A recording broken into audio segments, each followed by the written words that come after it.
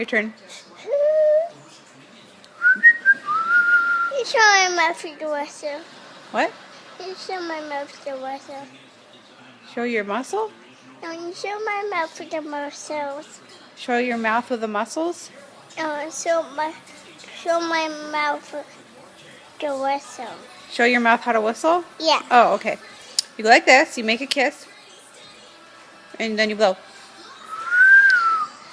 You help me to with my mouth. You help you to whistle with your mouth? Yeah. Okay. Make a lips like this.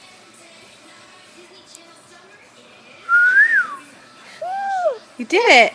You help me to with my mouth. Yeah, you got to keep practicing. No passies, though. Maybe that's your problem. You're not supposed to have a passy anymore because you're 2.5.